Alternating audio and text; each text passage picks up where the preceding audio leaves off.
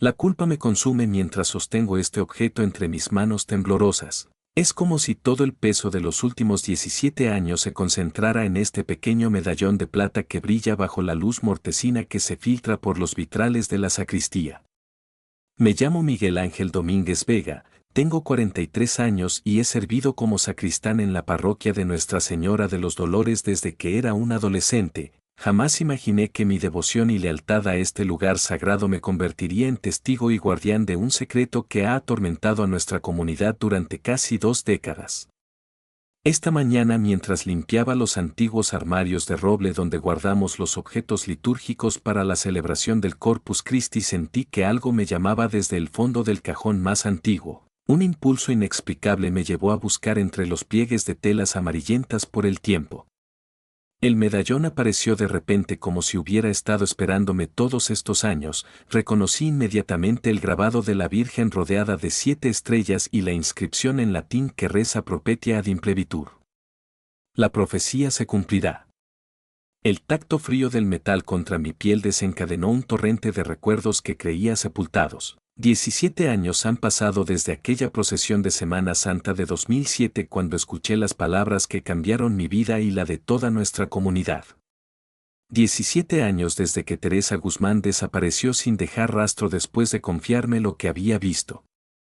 El diario El Heraldo de San Cristóbal publicó en su edición del 12 de abril de 2007 un pequeño artículo titulado Desaparece joven después de procesión religiosa, pero nadie supo entonces la verdadera historia. Nadie excepto yo. Si también has experimentado algo inexplicable en tu comunidad o iglesia que te ha hecho cuestionar tu fe, te invito a que sigas este relato porque lo que descubrí va mucho más allá de una simple desaparición, es la historia de una profecía que finalmente se ha cumplido. La parroquia de Nuestra Señora de los Dolores ha sido el corazón espiritual de San Cristóbal del Valle desde su fundación en 1731. Sus muros de piedra gris y su campanario que domina la plaza principal han sido testigos de generaciones de fieles que han buscado consuelo y esperanza bajo su techo.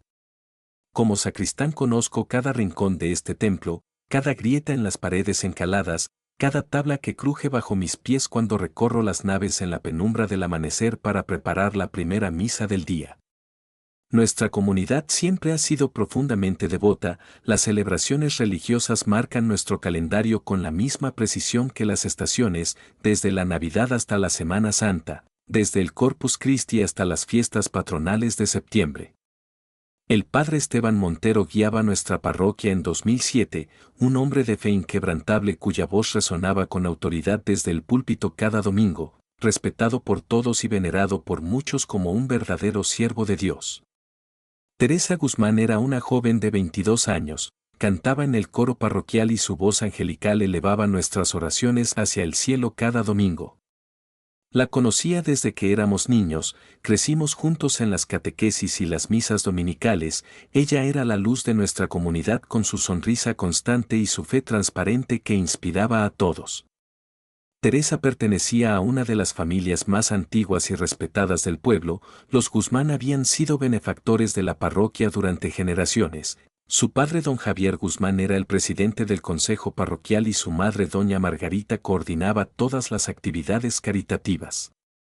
La Semana Santa de 2007 comenzó como siempre con el Domingo de Ramos, las palmas bendecidas ondeando en la plaza mientras la procesión entraba solemnemente en la iglesia. Los días santos transcurrieron con la gravedad y el recogimiento habituales, el Jueves Santo con el lavatorio de pies, el Viernes Santo con el viacrucis por las calles empedradas del pueblo. Nadie podía prever que la procesión del Domingo de Resurrección se convertiría en el preludio de una tragedia. Aquella mañana de abril amaneció radiante, el cielo de un azul imposible parecía una promesa de esperanza después de los días de luto. La imagen de Cristo resucitado, tallada en madera policromada en el siglo XVIII, resplandecía sobre sus andas cubiertas de lirios blancos y claveles rojos. La procesión comenzó después de la misa solemne, el pueblo entero acompañaba la imagen mientras la banda municipal interpretaba marchas procesionales y el incienso dibujaba volutas fragantes en el aire primaveral. Yo caminaba cerca de Teresa aquel día, ella llevaba un vestido blanco y sostenía un cirio encendido, su rostro reflejaba una devoción tan intensa que parecía transfigurada. Fue cuando la procesión se detuvo frente al antiguo convento de las Carmelitas, un edificio abandonado desde hacía décadas, cuando todo cambió. Teresa se quedó inmóvil, su mirada fija en uno de los balcones del segundo piso, el cirio cayó de sus manos y se apagó al tocar el suelo. Me acerqué preocupado y fue entonces cuando me susurró aquellas palabras que siguen resonando en mi memoria, la profecía que nadie más escuchó. Teresa me dijo que había visto a la Virgen de los Dolores entre las sombras del balcón, no la imagen de madera que se guardaba en la iglesia, sino una aparición luminosa que le había hablado directamente a su corazón. La Virgen le había revelado que bajo el altar mayor de nuestra parroquia yacía oculto un secreto que cambiaría para siempre nuestra comprensión de la fe, un secreto custodiado por generaciones de sacerdotes desde la fundación del templo. La Virgen le había hablado de un medallón, el mismo que ahora sostengo entre mis manos, que sería la llave para descubrir la verdad. Cuando la procesión regresó a la iglesia, Teresa estaba pálida y temblorosa, me pidió que la acompañara a hablar con el padre Esteban.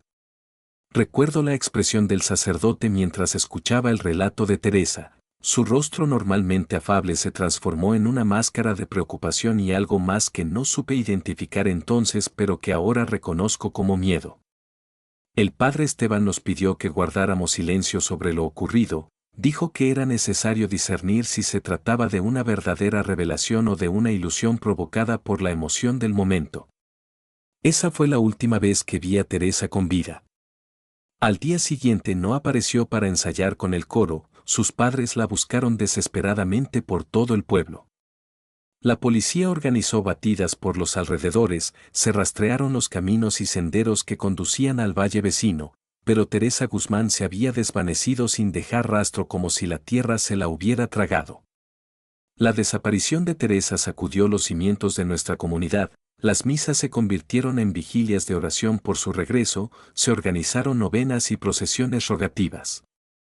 El padre Esteban dirigía todas estas celebraciones con un fervor casi febril, sus homilías hablaban de pruebas de fe y de la necesidad de confiar en los designios divinos. Yo guardé silencio sobre la profecía, atormentado por la duda de si debía compartir con las autoridades lo que Teresa me había confiado. Las semanas se convirtieron en meses, los meses en años, y poco a poco la ausencia de Teresa se transformó en una herida cerrada pero nunca completamente curada en el corazón de San Cristóbal del Valle. Su fotografía sonriente presidía el altar familiar de los Guzmán, una vela siempre encendida junto a ella como símbolo de la esperanza que nunca abandonaron. El caso se archivó oficialmente como una desaparición sin resolver, otra estadística más en los registros policiales. Me pregunto ahora, mientras contemplo el medallón rescatado de las sombras, si hubiera podido hacer algo más, si mi silencio me convierte en cómplice de algo que todavía no comprendo completamente pero que siento como una carga insoportable sobre mi conciencia. Los años pasaron con la lentitud inexorable del tiempo que no cura sino que simplemente distancia.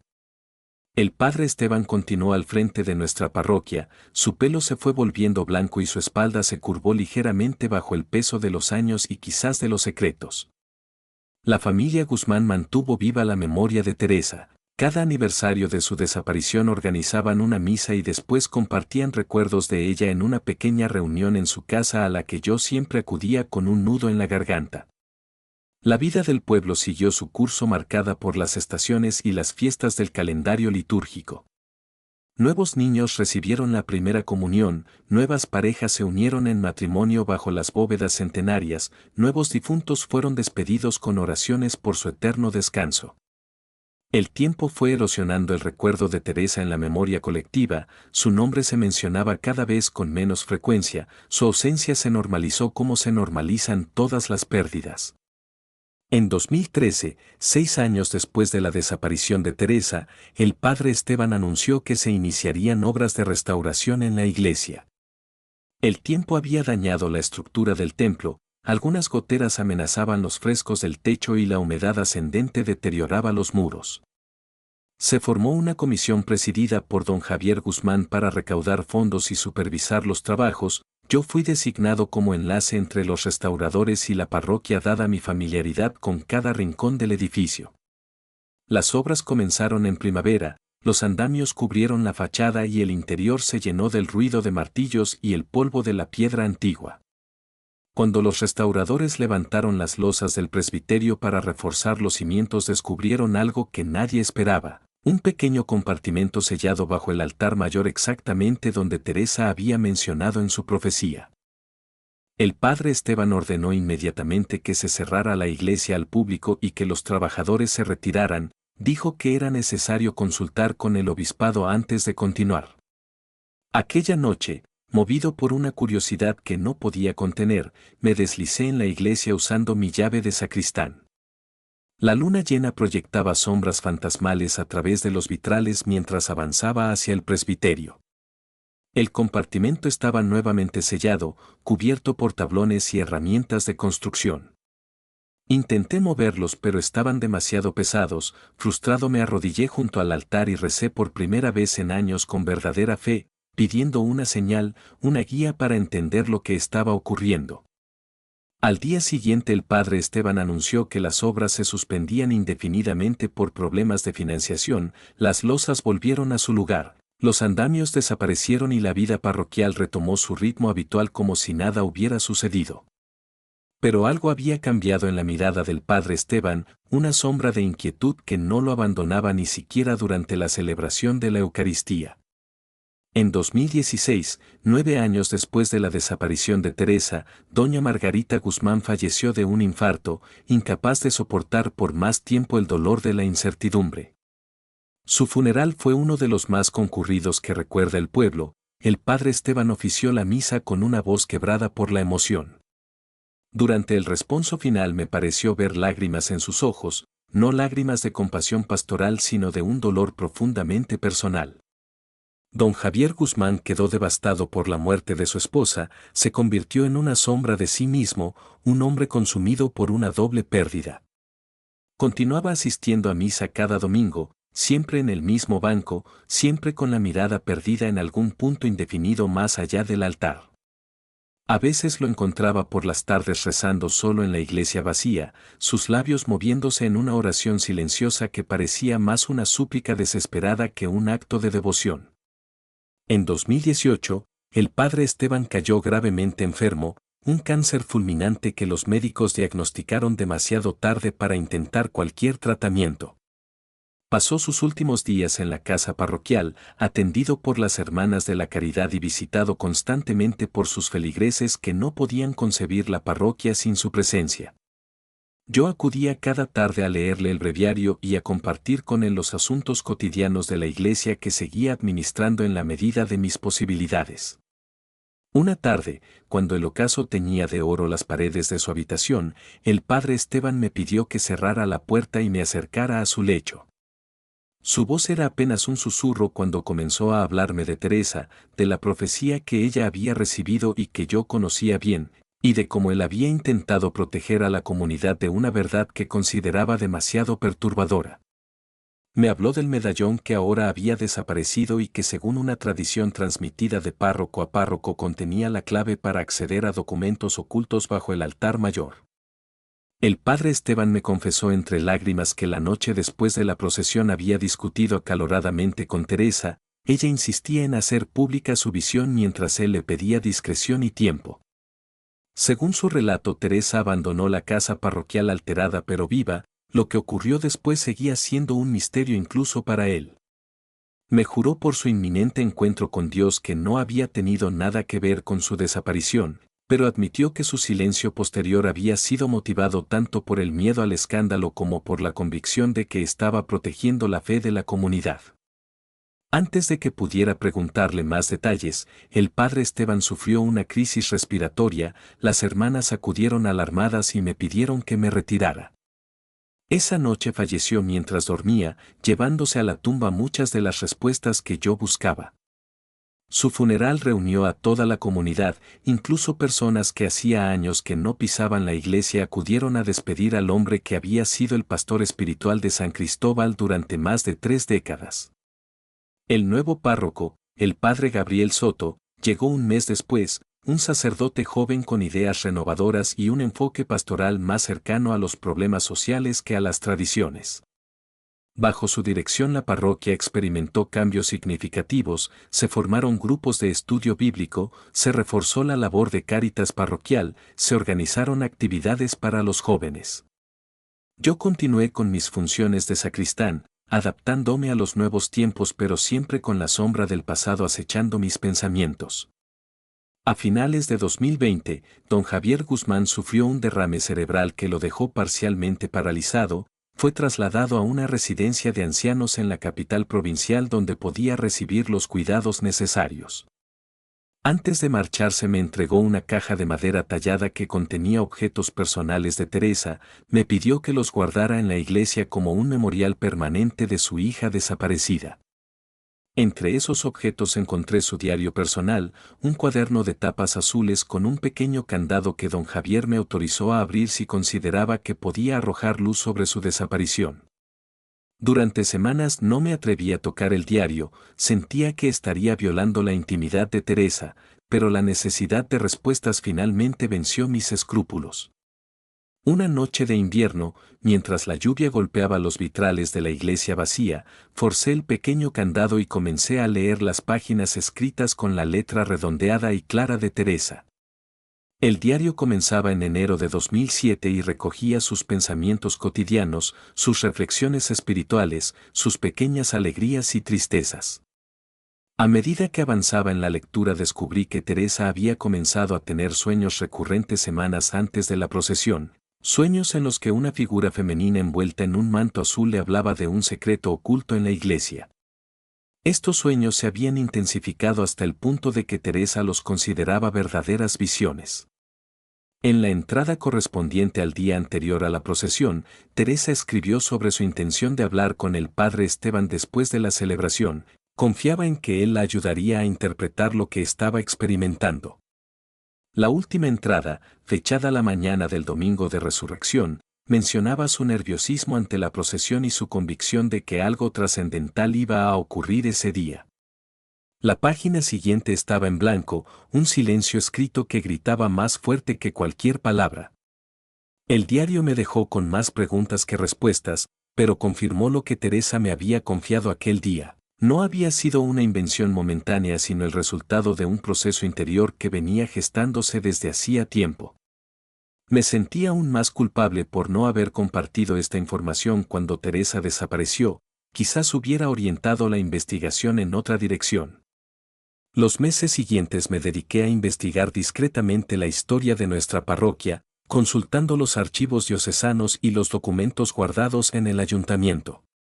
Descubrí que la iglesia había sido construida sobre las ruinas de un antiguo templo visigodo, y que durante las obras de cimentación en el siglo XVIII se habían encontrado restos arqueológicos significativos que fueron documentados por el párroco de la época y posteriormente ocultados por orden episcopal. En un legajo polvoriento encontré referencias a un medallón de plata con la imagen de la Virgen rodeada de 7 estrellas, descrito como un objeto de origen incierto pero de gran valor espiritual que debía custodiarse con especial celo. El documento mencionaba también unos pergaminos sellados guardados en un compartimento secreto bajo el altar mayor, cuyo contenido solo podía revelarse en circunstancias extraordinarias según el criterio del párroco en consulta con el obispo. Estas revelaciones me devolvieron al punto de partida, a la profecía recibida por Teresa y al compartimento descubierto durante las obras de restauración. Todo parecía confirmar que bajo el suelo de nuestra iglesia se ocultaba algo que generaciones de sacerdotes habían considerado necesario mantener en secreto, algo relacionado con el medallón que ahora sostengo entre mis manos.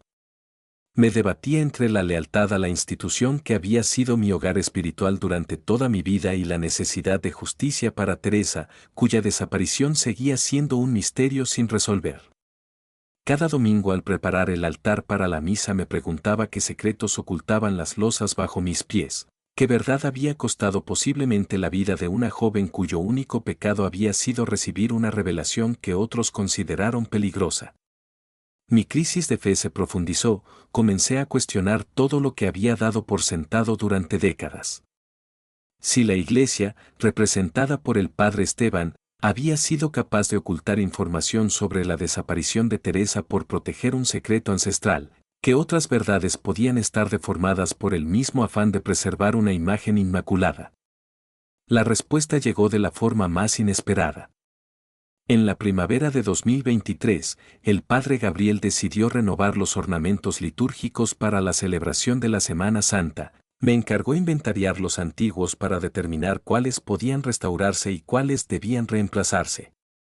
Fue durante esta tarea rutinaria cuando encontré el medallón, oculto en el fondo de un cáliz de plata que rara vez se utilizaba, protegido por un paño de seda roja descolorida por el tiempo.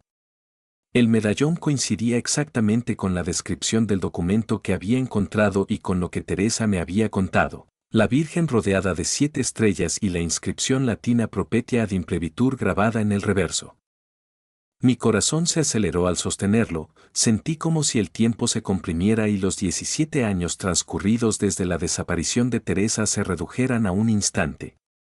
Esa misma noche, después de que el padre Gabriel se retirara a la casa parroquial, regresé a la iglesia con el medallón y una linterna. Examiné cuidadosamente las losas del presbiterio buscando alguna señal, alguna marca que indicara la ubicación exacta del compartimento secreto. Después de horas infructuosas, exhausto y desanimado, me senté en el primer banco frente al altar. La luz de la luna entraba por los vitrales proyectando un mosaico de colores sobre el suelo de piedra. Fue entonces cuando lo noté, un rayo de luz lunar reflejado en el medallón produjo un destello que iluminó brevemente una pequeña cruz grabada en una de las losas, una marca casi imperceptible que había pasado desapercibida durante mis búsquedas anteriores. Me acerqué con el corazón desbocado. La losa parecía igual a las demás, pero al presionar el medallón contra la cruz sentí un mecanismo que cedía, la piedra se movió ligeramente revelando un espacio oscuro debajo. Usando mi linterna iluminé el interior del compartimento. Dentro había una caja metálica sellada con el mismo símbolo de la Virgen rodeada de estrellas.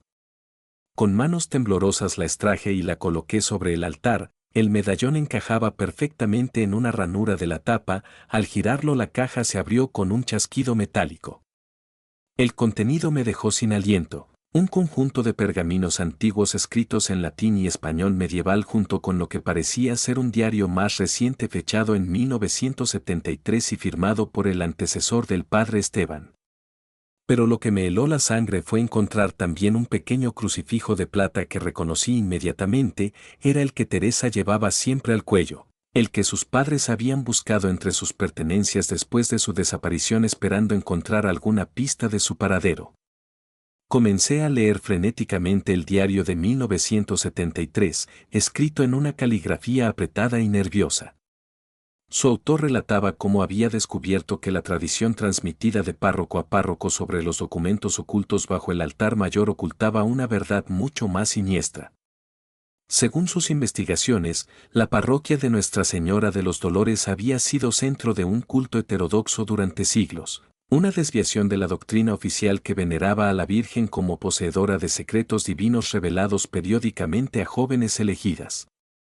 Estas revelaciones, consideradas heréticas por la jerarquía eclesiástica, habían sido sistemáticamente silenciadas a lo largo de los siglos. El diario mencionaba al menos 7 casos documentados de jóvenes que habían recibido supuestas visiones durante procesiones o celebraciones especiales, todas ellas posteriormente desaparecidas en circunstancias misteriosas. La última había ocurrido en 1942, 31 años antes de la redacción del diario, y en todos los casos los párrocos habían estado implicados en el encubrimiento si no directamente en las desapariciones. El autor del diario expresaba su horror ante estos descubrimientos y su intención de informar al obispo para poner fin a esta oscura tradición. Las últimas páginas estaban arrancadas, dejando inconclusa su confesión. Los pergaminos más antiguos, por lo que pude descifrar con mis limitados conocimientos de latín, contenían las instrucciones para el ritual de silenciamiento de las visionarias, un eufemismo para lo que claramente eran instrucciones para eliminar a quienes recibían las revelaciones consideradas peligrosas. La verdad me golpeó con la fuerza de un martillo. Teresa no había sido la primera en desaparecer después de recibir una revelación durante una procesión. Era la última víctima de una tradición macabra que se remontaba a los orígenes mismos de nuestra parroquia.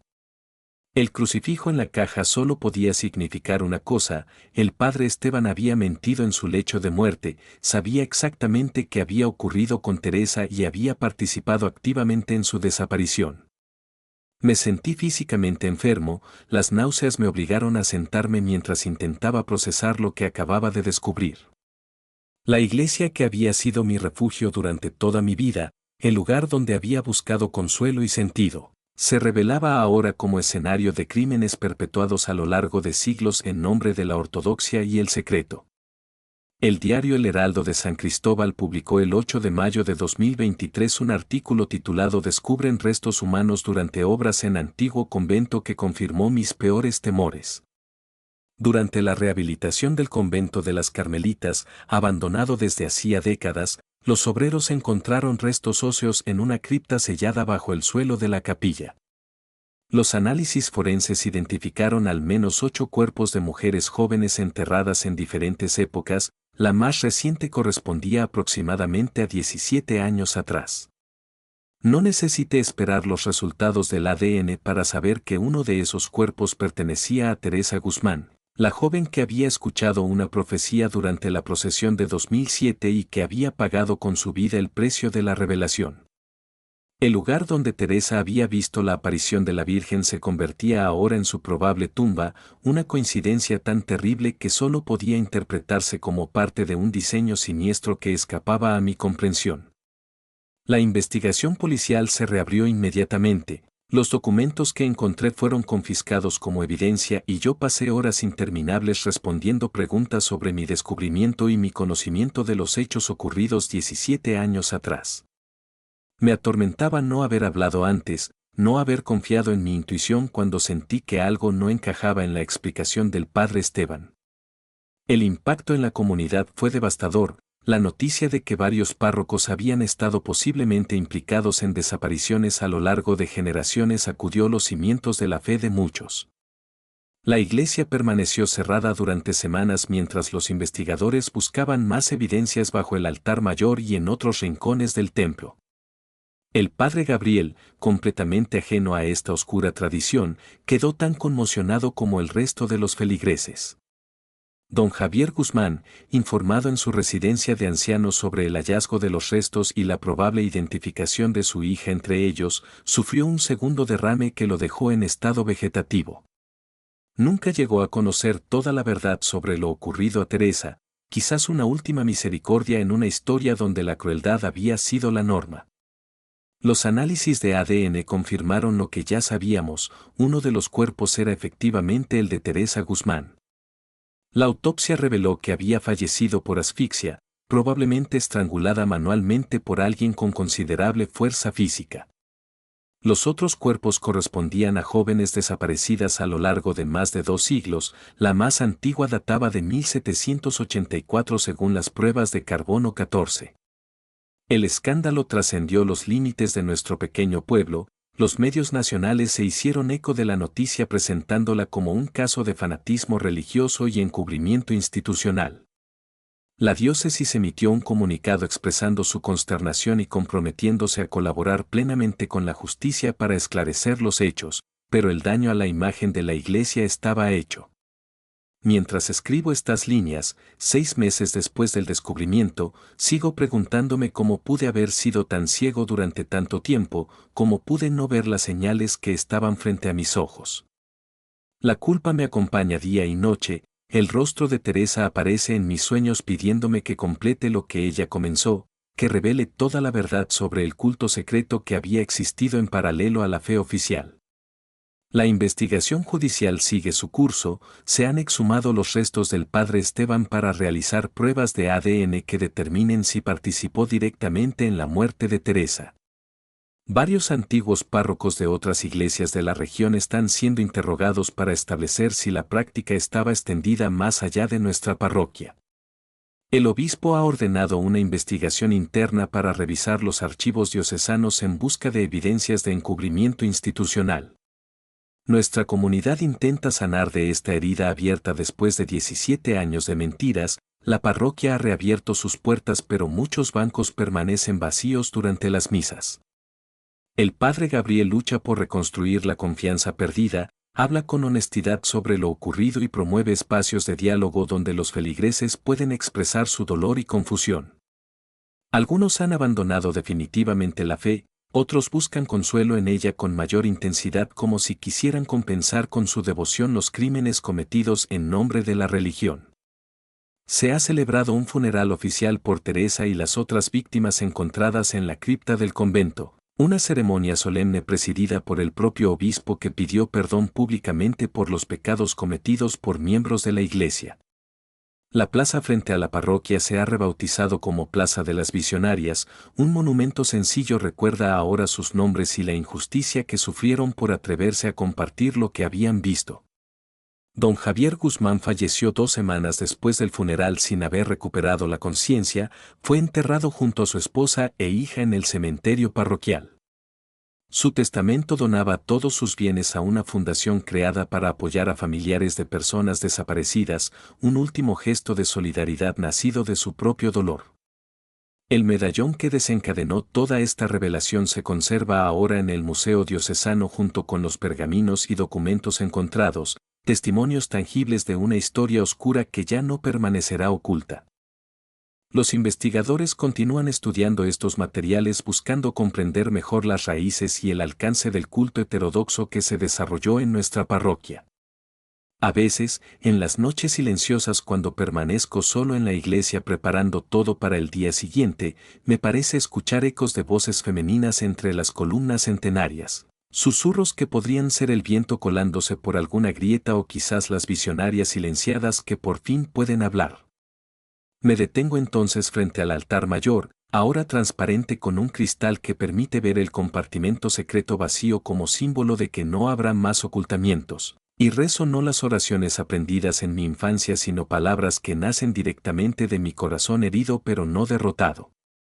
Me pregunto si algún día comprenderemos completamente lo que ocurrió en este lugar a lo largo de siglos, si podremos reconciliar nuestra fe con la verdad revelada o si estamos condenados a vivir en la contradicción permanente entre lo que creemos y lo que sabemos. El misterio de la profecía se ha resuelto de la manera más dolorosa posible, pero quedan muchas preguntas sin respuesta sobre la naturaleza de la revelación que recibió Teresa y las otras jóvenes antes que ella.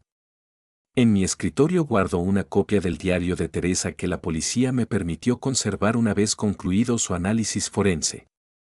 A veces lo releo buscando pistas que pudieran haber pasado desapercibidas, señales que nos ayuden a entender mejor lo que realmente vio durante aquella procesión de Semana Santa. Sus palabras, escritas con la sinceridad de quien no imagina su propio final, revelan un alma profundamente espiritual que creía firmemente estar recibiendo un mensaje divino. En la última página del diario Teresa escribió algo que solo ahora comprendo en toda su dimensión. La verdadera profecía no era sobre el secreto oculto bajo el altar sino sobre cómo ese secreto saldría finalmente a la luz. La Virgen no solo le mostró el pasado oscuro de nuestra parroquia sino también su revelación futura, una revelación que ocurriría 17 años después a través de mi descubrimiento del medallón perdido. La profecía se ha cumplido, pero a un precio terrible.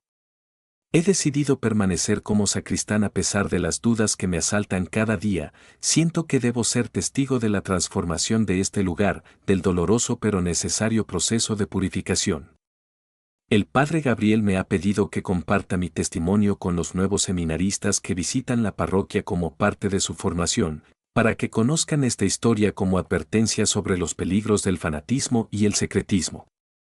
A veces me encuentro con antiguos feligreses que me evitan la mirada, como si mi participación en el descubrimiento me hubiera convertido en parte del escándalo.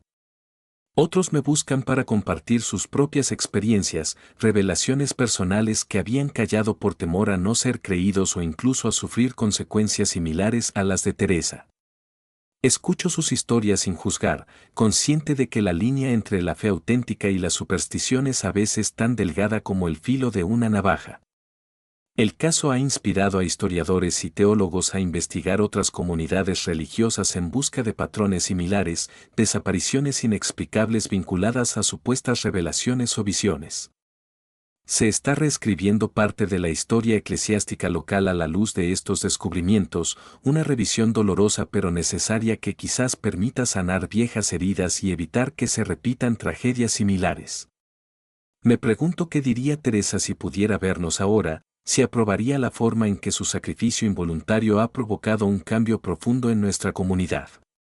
Espero que allá donde esté pueda encontrar la paz que le fue negada en vida, que sepa que su voz silenciada ha terminado resonando más fuerte que la de aquellos que intentaron acallarla. El verano pasado, durante la restauración de uno de los vitrales dañados por el tiempo, los artesanos encontraron un mensaje grabado en el marco de madera, una inscripción casi invisible que había pasado desapercibida durante siglos. Escrita en latín antiguo y traducida por expertos de la universidad, contenía una advertencia que ahora se muestra enmarcada en la entrada de la iglesia. Una sola frase que resume toda esta historia de profecías cumplidas y secretos revelados: veritas temporis filia, la verdad es hija del tiempo. Mientras sostengo el medallón por última vez antes de entregarlo definitivamente a las autoridades diocesanas para su preservación en el museo, siento su peso como símbolo de todo lo que hemos perdido y quizás también de lo que podemos reconstruir. La imagen de la Virgen rodeada de 7 estrellas brilla bajo la luz que entra por los vitrales, las mismas 7 estrellas que según los astrónomos consultados por los investigadores formaban una constelación visible sobre nuestro pueblo durante la noche de la procesión de 2007 cuando Teresa recibió su visión. La ciencia y la fe, la razón y el misterio, la verdad y la devoción, todos estos aparentes opuestos convergen en este pequeño objeto metálico que ha sobrevivido siglos para cumplir finalmente su propósito: revelar lo oculto y dar voz a quienes fueron silenciadas. Me pregunto cuántos otros secretos permanecen enterrados en las profundidades de nuestras tradiciones esperando ser descubiertos por alguien con el valor suficiente para enfrentar sus implicaciones. El juicio contra los responsables vivos del encubrimiento comenzará el próximo mes. Varios antiguos sacerdotes y un obispo emérito se sentarán en el banquillo de los acusados. Algunos han confesado su participación indirecta, otros mantienen su inocencia alegando desconocimiento. La verdad completa probablemente nunca se conocerá, demasiados testigos han muerto llevándose sus secretos a la tumba. Pero al menos las familias de las víctimas tendrán cierto grado de justicia y cierre. He sido citado como testigo principal, tendré que revivir públicamente todo lo ocurrido desde aquella procesión de Semana Santa hasta el descubrimiento del medallón y los documentos ocultos. La perspectiva me aterra, pero sé que es mi responsabilidad, el último servicio que puedo ofrecer a Teresa y a las otras jóvenes que fueron sacrificadas en nombre de un secreto que nunca debió existir.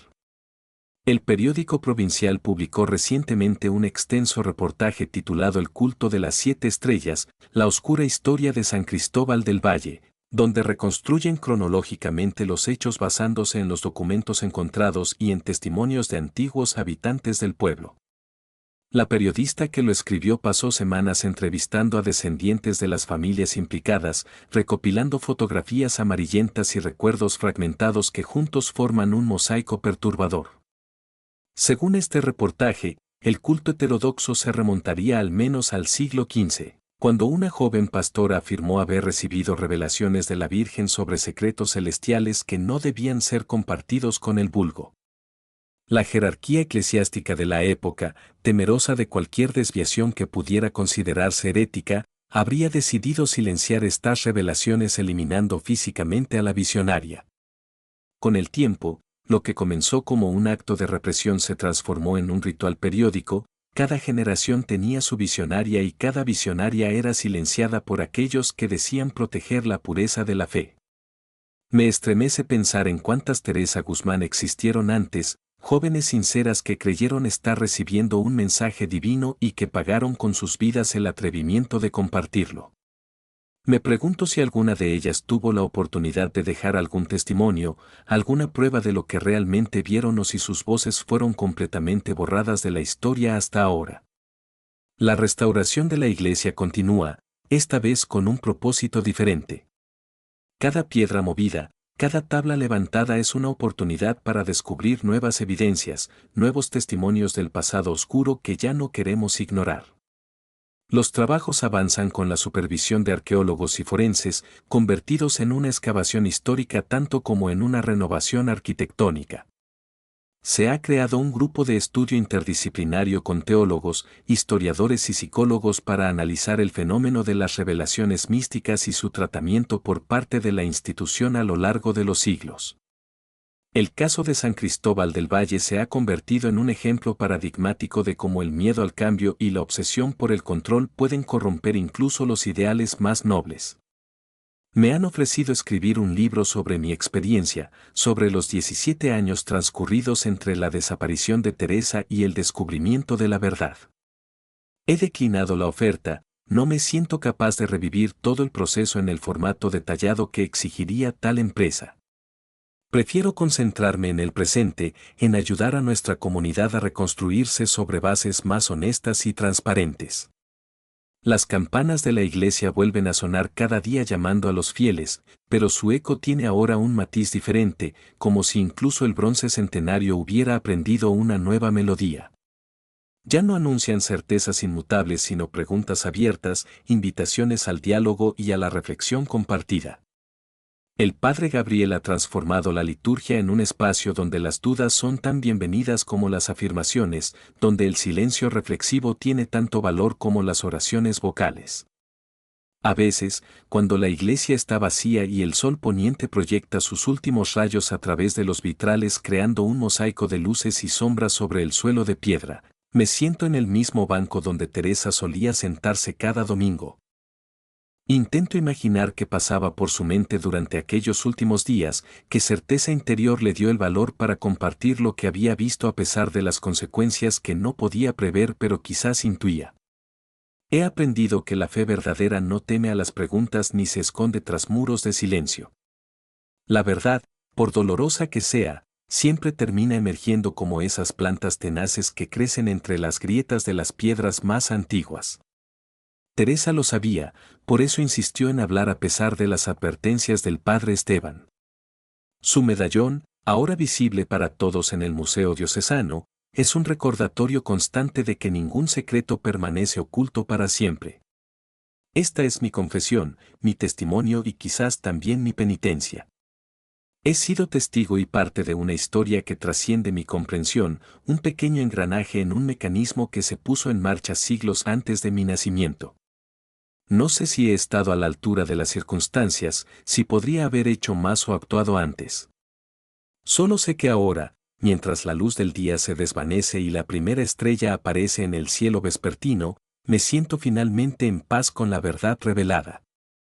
Mañana comenzará el juicio, tendré que enfrentar las miradas de aquellos que se sienten traicionados por mi descubrimiento y de aquellos que me reprochan no haberlo hecho antes.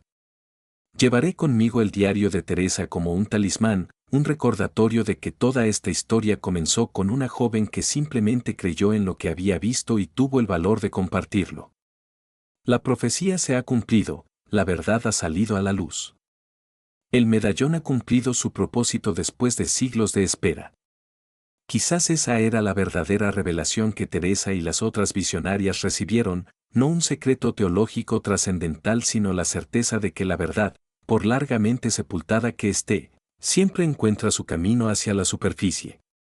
Y mientras dejo la sacristía llevando en mi bolsillo una pequeña fotografía de Teresa como recordatorio personal de todo lo ocurrido, me pregunto si la historia ha terminado realmente o si esto es solo el comienzo de una nueva etapa, una en la que las voces silenciadas finalmente pueden ser escuchadas y la fe se construye sobre la roca firme de la verdad y no sobre las arenas movedizas del miedo y el secreto.